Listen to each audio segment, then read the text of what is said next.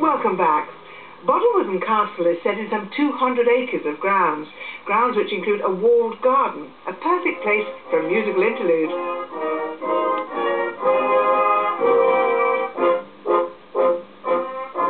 The grounds are looked after by a team of gardeners who are always on hand, both with a wealth of gardening tips and the full story of the gardens themselves.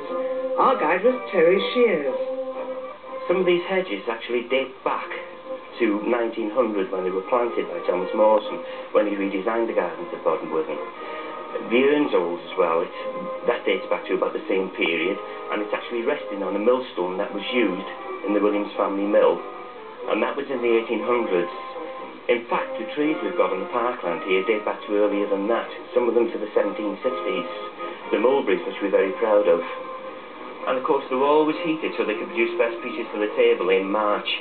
If they weren't ready, the garden was for the sack. Oh dear.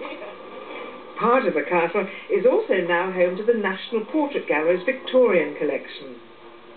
This is where the ladies would have taken their afternoon tea and had their evening entertainment, and the decor of the room is appropriate.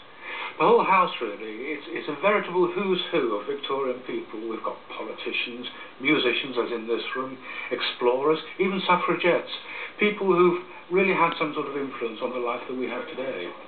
When Bryn Hughes first opened the museum, it won the British Museum of the Year award.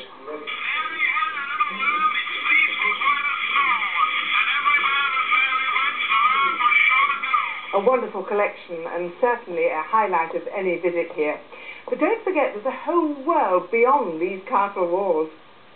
Conway and its castle, for instance, are only half an hour from bod2.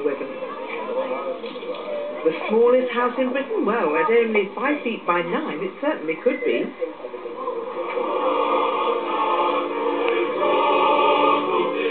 So, what was the verdict of the guests with whom we shared the weekend? Well, they say that they've enjoyed staying in a castle setting with its lovely grounds and no children running about. Some of them have tried new sports and hobbies, which has been a good thing. But two things above all that they've said. The entertainment is very important on a short break like this, and that has been good. And as for value for money, well, it's been excellent. Breaks at bod2 Castle start from £85 for 2 nights half board in February, and that includes all entertainment and use of the sport and leisure facilities. That's with Warner Holidays. Well, now from the peace of a Welsh garden, we join John Carter in the wilds of Africa.